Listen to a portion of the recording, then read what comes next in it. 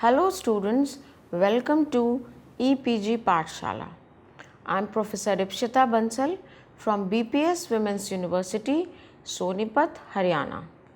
Today we will be discussing about the module HRM and cross-cultural differences of the paper Strategic Human Resource Management. After completing this module, the students will be able to learn about the influence of culture in current business scenario, understand the impact of non-verbal communication in various cultures, gain insights on the models used to describe cross-cultural differences, discuss the issues and challenges related to cross-cultural management, and explore various steps managers should take to manage diverse cultures. A nation's culture involves a complete system of customs, habits, rules, values, and beliefs shared by a majority of the country's inhabitants. Cultural dilemmas arise when people of different cultures at the workplace form different views based on the fact that they belong to different cultures. Great deal of care must be exercised in dealing with people from foreign cultures. Non-verbal communication is a communication that occurs without the use of words. So, what are the types of non-verbal communications? These can be facial expressions, eye contact, gestures, touches and handshakes. In this picture, we see how the non-verbal communication is taking place.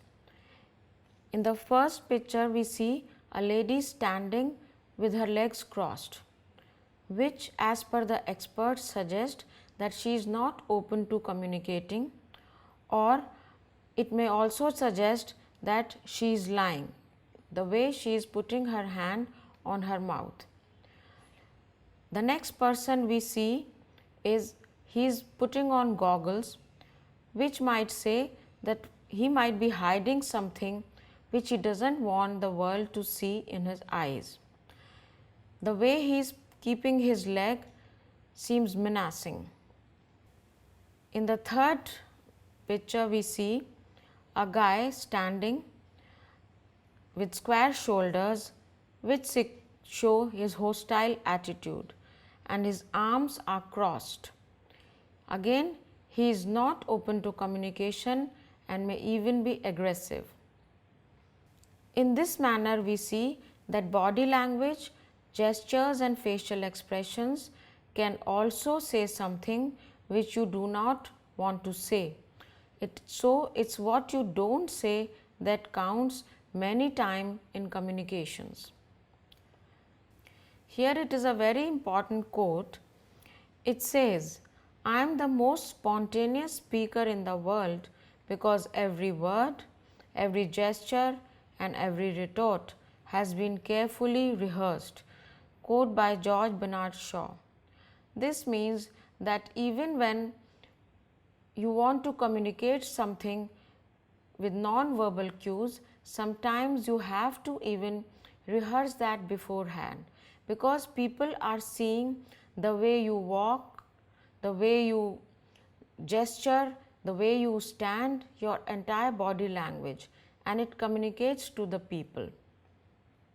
So, the verbal communication has to be complemented with non-verbal communication. Shows the importance of facial expressions. What does smiling at strangers mean? In America, it means that I am open to the idea. In Russia, it is considered impolite and strange. In Asia, it can express friendliness, joy, embarrassment as well as pain. In Scandinavia, it is considered as a weakness to show this facial expression. What are the interpretations of eye contact in various cultures? In Western culture, it shows confidence, attentiveness and honesty. Asian culture. It is considered rude and offensive if prolonged. In Eastern culture, women should not have eye contact with men as it suggests sexual interest. Staring is rude in almost all cultures. What does the gesture shown in this picture mean?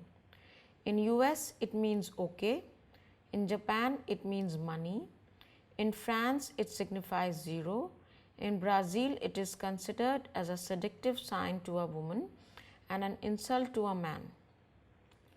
Touches and handshakes and their interpretations. Handshakes are generally acceptable. Kissing on the cheek, patting on the shoulder, embraces or touching other body parts are not.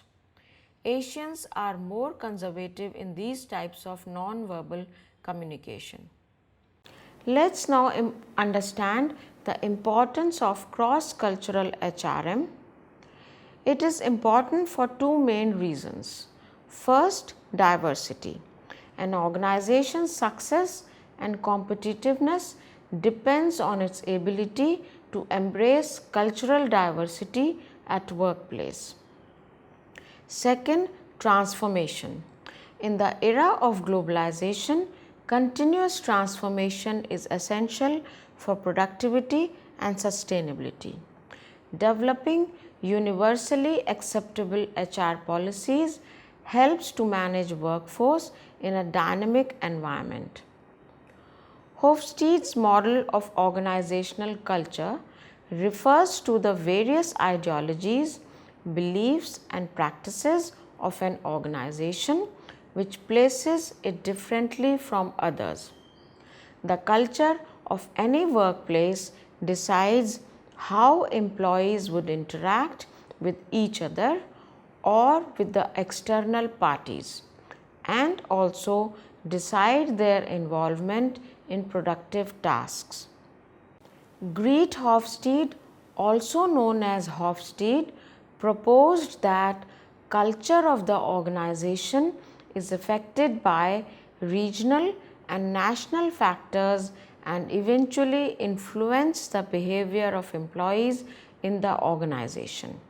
He said, in global economic integration of the world, the strategies of all companies in the world are focused on how to meet the largest market to most customers by products and services, while the study of different cultures and values is the key to success of such strategies.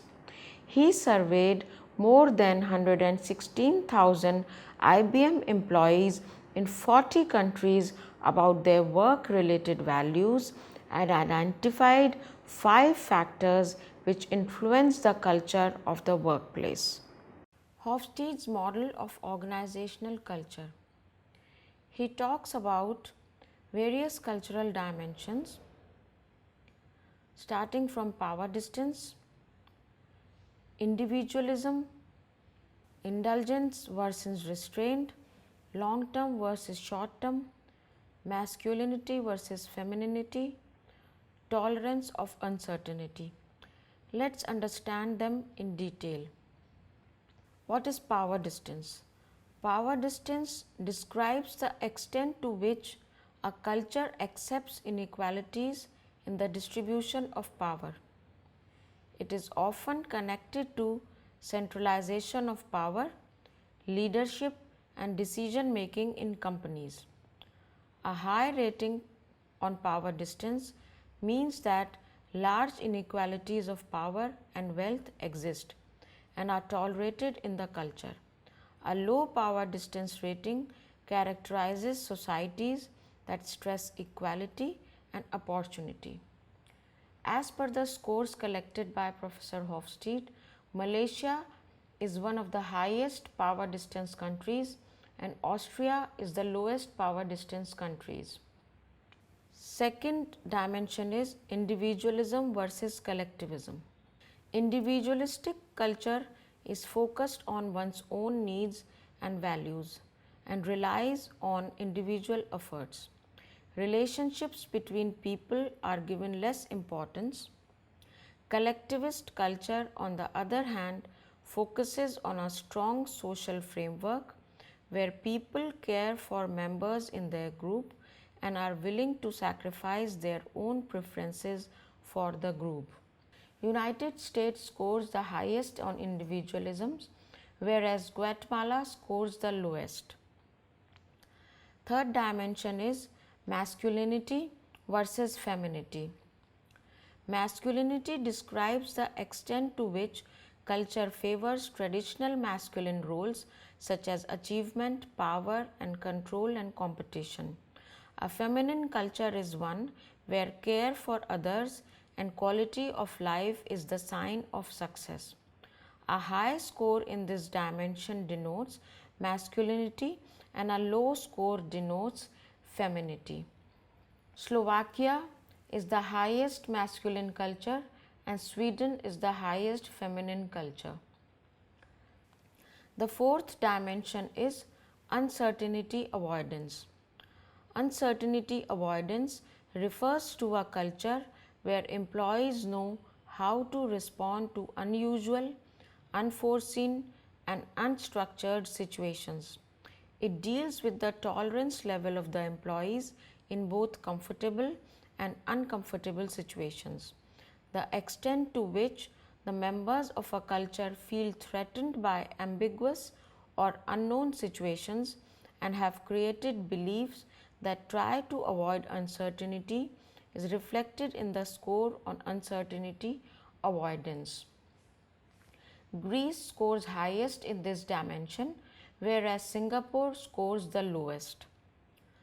The fifth dimension is long-term versus short-term orientation. People in a culture with long-term orientation are future-oriented and give importance to thrift, persistence, and tradition. In a short-term orientation, people value here and now. They accept change more readily and don't see commitment as impediments to change. Countries with long-term orientation score very high and countries with short-term orientation scored very low in this dimension. South Korea scored the highest and Puerto Rico scored the lowest in this dimension. The sixth dimension is indulgence versus restraint. Indulgence is defined as the degree to which it is acceptable for people to enjoy life, have fun, and fulfill natural human desires. Restraint is the extent to which gratification of basic human desires and people's behavior is controlled by social norms. In this slide, we see the Hofstede's dimension of culture on 100-point scale and what are its implications. Going towards 0 and means low and going towards 100 means high. With respect to power distance, if the power distance score is low, this means that it is a more egalitarian society. If the power distance score is high, going towards 100, it means that the society embraces hierarchy. With respect to individualism, if the score is low, then the society is collectivist, and if the score is high, the society is individualistic.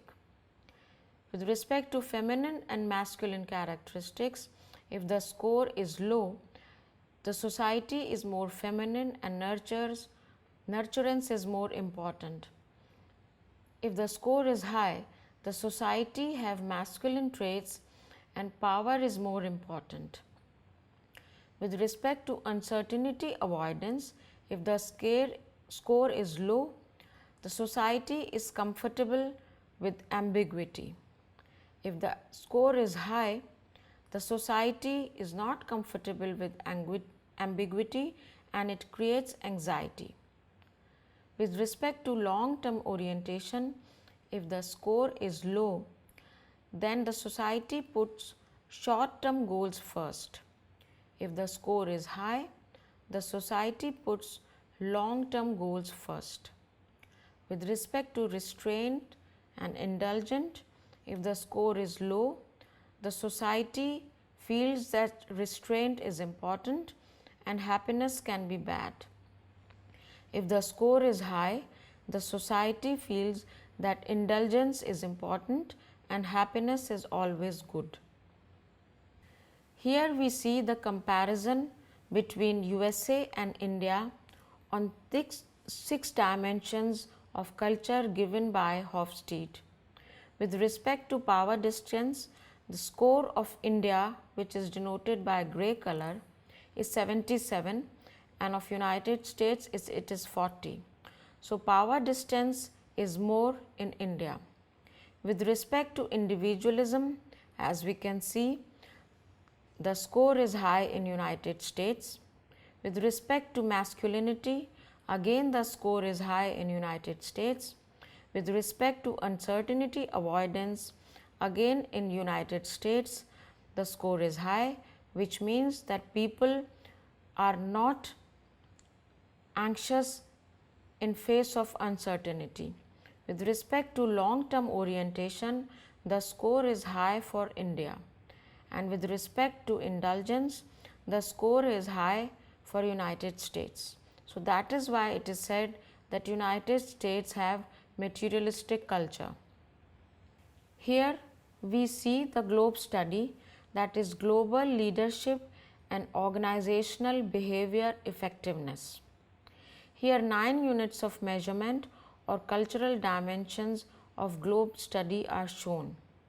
These are performance orientation, uncertainty avoidance, humane orientation, institutional collectivism, in-group collectivism, assertiveness, gender egalitarianism, future orientation and power distance. So, let us try to understand them in somewhat detail. Performance orientation, the degree to which a society encourages and rewards members for improved performance and excellence. Institutional collectivism is the degree to which organizational and societal practices encourage and reward collective distribution of resources and collective action. Humane orientation is the degree to which a society supports and rewards individuals for being altruistic, generous and kind to others. In group collectivism, the extent to which individuals express pride, loyalty and cohesiveness in their organizations or families. Future orientation shows the extent to which individuals engage in future oriented behaviors such as delaying gratification, planning and investing in the future. Power distance is the extent to which hierarchy is accepted and respected in the society. So, what are the issues and challenges related to cross-cultural management? Today, successful organizations require their leaders to fully understand the culturally diverse work atmosphere and work collaboratively with people from different cultural backgrounds carrying different values, ethos and business rules. However, acquiring cross-cultural skills is a challenging task and requires considerable time, training, experience, knowledge and awareness. Ignorance of such intercultural expertise results in miscommunication, mismanagement and ultimately leads to relationship disasters with the person as well as the country that he or she represents. It also adversely affects the business services and leads to project failures and increased competition.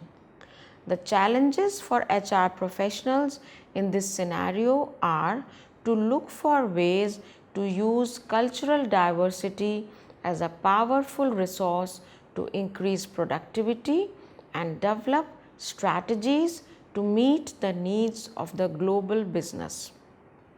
HRM's key responsibilities include an ability to understand the interaction between cross-cultural factors and HRM and to capitalize on them. HR managers need to equip themselves with complete knowledge in this field and hence act as a channel in the organization to encourage cross-cultural communication. Cross-cultural management issues and challenges. The supervisors may find it hard to communicate effectively with their subordinates who belong to different cultures. Decision-making styles may not match, so subordinates may not give good suggestions due to perceived differences. Spirit of teamwork may be missing if the host team is not willing to work with a member from another culture. Managers may be perceived as rigid. Employees may be perceived as either stubborn or docile. Let's understand what is culture shock. Culture shock refers to the feeling of uncertainty and confusion that people experience when they come in contact with a new culture, when their actions and behavior that would work at their home country fail to yield desired result in the foreign environment, they enter into a state of dilemma. Culture shock. Culture shock refers to the feeling of uncertainty and confusion that people experience when they come in contact with a new culture, when their actions and behavior that would work at their home country fail to yield desired result in the foreign environment. They enter into a state of dilemma. Slide 26. This diagram shows the stages of culture shock. On the x-axis, we see time in the new country, and on the y-axis, we see emotional state. In the short term, the first phase is that of honeymoon phase, because the person in the new country feels like a tourist and is happy to be exploring the new culture. But with the passage of time, the persons feel alienated and goes into depressive stage. But again, when the time elapses more, adjustment starts, and after some time, the acceptance of the new and different culture is ingrained in the person. This slide again shows the honeymoon phase. It is like being on a holiday in a different country. The culture is exciting as well as challenging. Their dreams and expectations about the future seem to be coming true. Second stage of culture shock, that is frustration or depressive phase. The realities of life, housing, employment and family become overwhelming. Many things do not go according to plan.